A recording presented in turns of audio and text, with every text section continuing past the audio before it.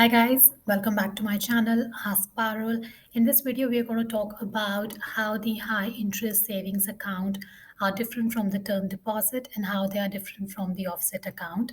And like I told in my last video that this is part 2 of the video. So I've made a part 1 where I spoke about what is passive income, what are high interest savings account, how are they different from the traditional or the standard savings account, and how they are different from the other financial instruments. So this is part 2.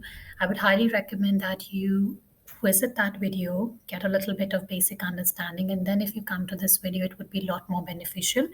But if you don't have that kind of time, you can just click ahead and watch through this video as well. Before I get started, like I always say, that if you do feel that you like my content, then give it a thumbs up and do like, share, and subscribe, and also share it with others who you feel can benefit from this analysis.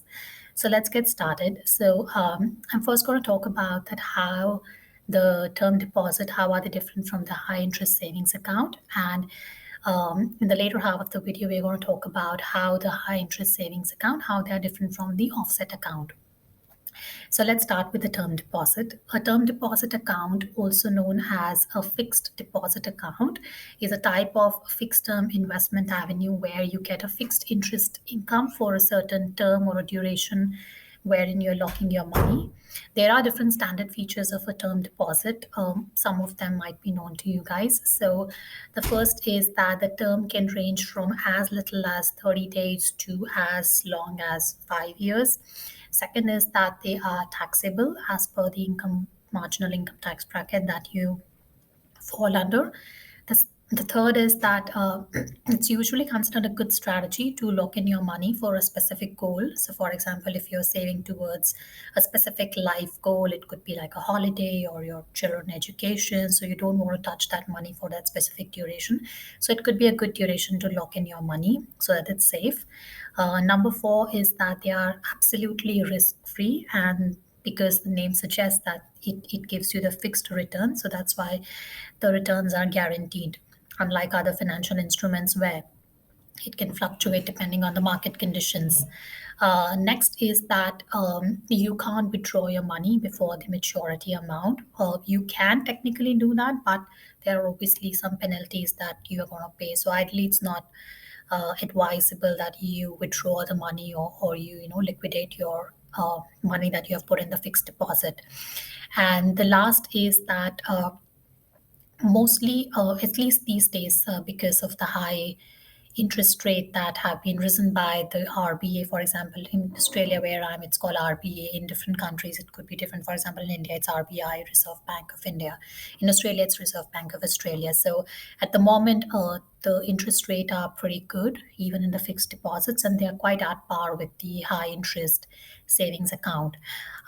So most of the features in a term deposit would sound very familiar to a high interest savings account, right? So typically the question that gets asked very often is, and how do we choose that, where do I put my money? Should I put it in a term deposit, or should I put it in the high interest savings account?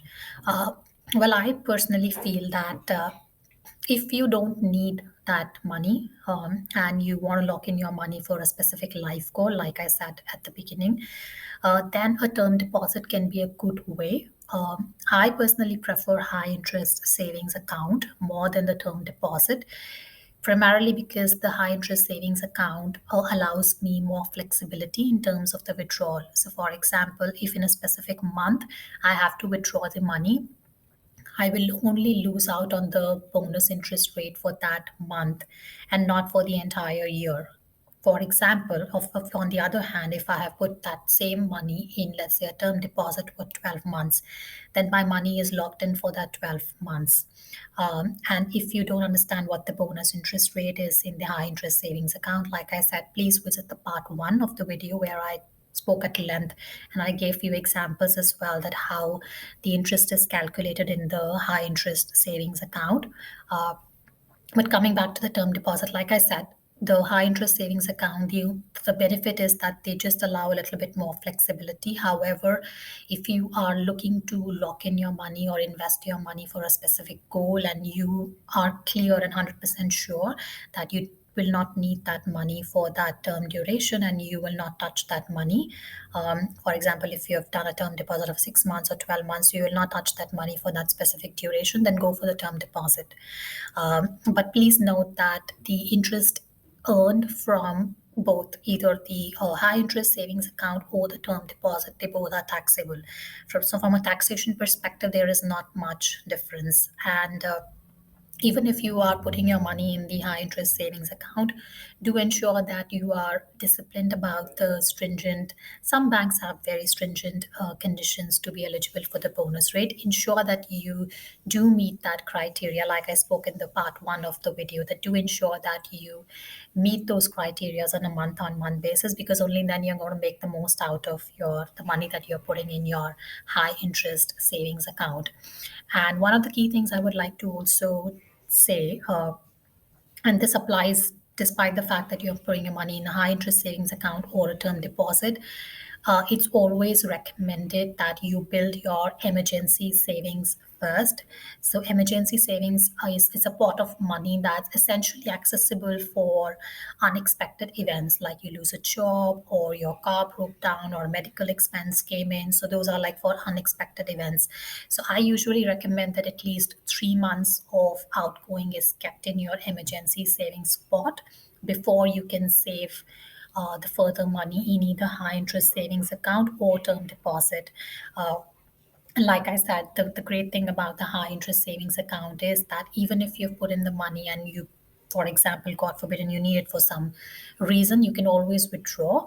The only downside is that you won't be eligible for the bonus rate in that case. So hopefully that gives you a good understanding about what's the difference between term deposit and high interest savings account. They sound very familiar, so I thought it's very important to share my understanding about these, and hopefully you can make the right decision.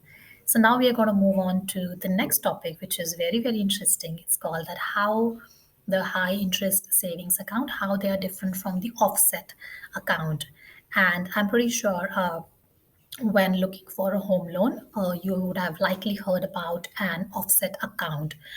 But what exactly is an offset account? What's the difference between the offset account and the high interest savings account? That's what I'm going to talk about right now. So offset account are very popular. Generally, it's because they can, in some cases, shave years of your mortgage repayments.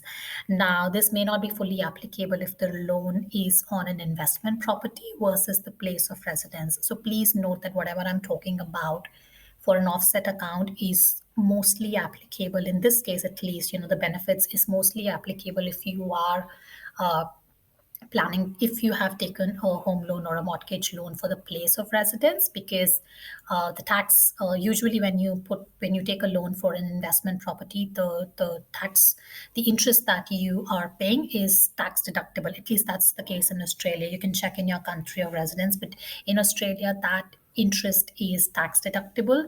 So it doesn't matter, even if you're paying slightly higher interest, you can always get back, because it's tax deductible, it's always advantageous. But in this video we are only going to stick to the case where you have taken the home loan for the place of residence. So you have actually bought the property to stay and to live in that property.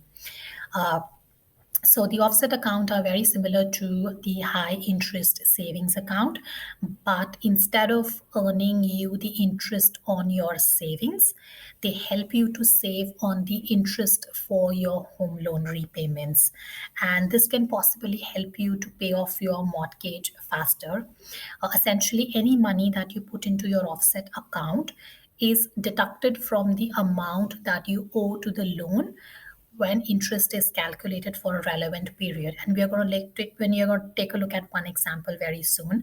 So this means that you are not charged the interest on the full actual balance of your loan for that same period, but the amount that you have put in the offset account is also taken into consideration when calculating the interest income.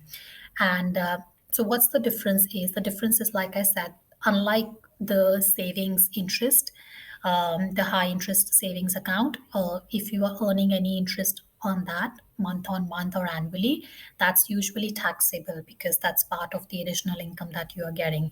But there is no tax payable relating to an offset account because there is essentially no interest which is earned on the offset account, but it helps you to offset the additional interest that you're going to pay on your home loan. And we are going to take a look at one example now. Okay, so let's take a look at one example. So for example, Bob, in this case, let's take a hypothetical example of Bob. Bob owes $400,000 on his home loan, and he has parked $20,000 in a linked 100% offset account.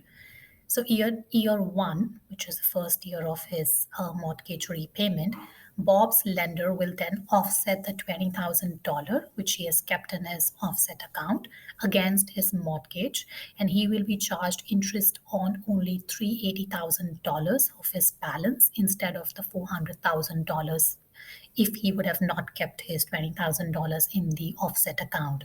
And let's say that Bob is paying a home loan interest rate of 4% per annum.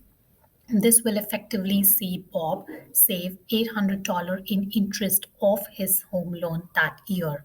Now, how have we calculated that? Is $20,000 into 4% per annum, which is $800 savings in interest that year. And like I said previously, that the offset account, what it does is it doesn't reduces your overall principal that you have to pay. So in this case, it would still remain the same, but what it does is it helps you to reduce the amount of interest that you have to pay year on year if you have kept a certain amount of money in the offset account. So let's assume in year two, he again deposits $20,000 in his offset account, and then keeping in mind 4% of interest rate, then the lender will now calculate that 4% interest rate on the balance, which is now $360,000 and not $380,000. So he has brought down the amount of interest that he has to pay in year two, again by $800 in that year.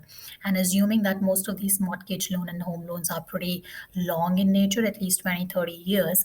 So each year of the loan term, Bob would be now saving $800 per annum on the interest he owes to the bank, which would eventually help him to repay his loan a lot faster as compared to if he would have not kept that money in the offset account. Okay. Okay, cool. So I hope that example was helpful. Now, one thing I would like to point out is that remember that the money deposited into an offset account is not a repayment of the loan's outstanding balance. So in just we looked at one example. So the outstanding balance would still remain the same, but what it helps is it helps to reduce the loan amount outstanding for interest calculation purposes for that relevant period. And like many savings or transaction account, the money in an offset account is easily withdrawn. So it's not like that if you've kept money in the offset account, you can't withdraw it. You can. But remember that withdrawing these funds would mean that you won't save as much interest of the loan. So you can find offset accounts offered on a variety of home loans, and they could be of two types. So either they are fixed or variable in nature, either for owner occupied or for investment purposes. And like I said at the start of the video, this offset account would be a lot more helpful if you want to really reduce and pay off the mortgage loan for the place of residence. For investment purposes, like I said, in Australia at least, the interest that you are paying is tax deductible, so you can do your mathematics to see if it still makes sense to put money in the offset account or not. But generally, there are two kind of offset accounts. Either it's a full offset account or it's a partial offset account. The full or the 100% offset account deducts 100% of the funds in your offset account from the outstanding balance when the interest is calculated. But in the partial one, it only deducts, let's say if it's 50%, then it will only deduct 50% for calculation of interest. And this is usually the 100% offset account is usually more common, but some lenders also provide partial ones wherein they don't provide you the 100% offset account. But I hope that you are able to now understand that how these offset account work and function.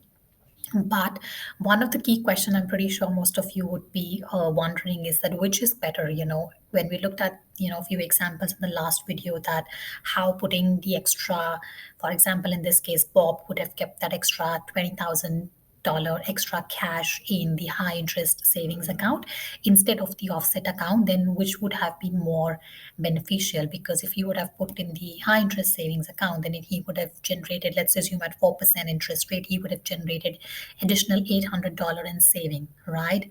But I think there are two key things that you need to remember. Number one is that while creating the additional savings from the high interest savings account and clearing off your debt by putting the extra money in the offset account, these two are, of course, two contradictory strategies, right? But I personally feel that clearing off the debt should be the number one priority for most people. And why is that? Because the longer you hold your loan or the mortgage, the higher you are paying in interest to the lender. So the more you can reduce that amount, the better it is, and given that mortgage repayments are usually pretty high and these are like long-term loans, so the better you can save that off. I personally feel the better it is, the strategy. But the second thing which I would also like to say is that you can also take a more balanced approach, which is something that I usually advise to people. What the balanced approach says is that you can prioritize paying down significant debt while making small contributions to your savings.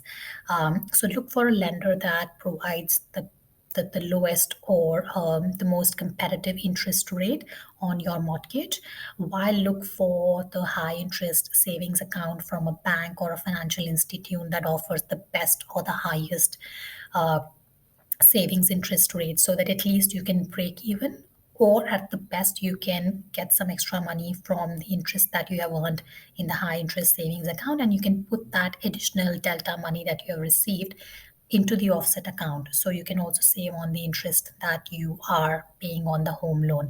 So it's a win-win situation, I feel. And once you have paid off your debt, that's when you can take a lot more aggressive strategy in terms of building your savings by either contributing the full amount that you were previously paying each month towards the debt to either the high interest savings account, or you can take up other aggressive growth financial instruments like an ETFs or stocks and shares as well. And I've made a video on what are ETFs, how are they different from the stocks and other financial instruments.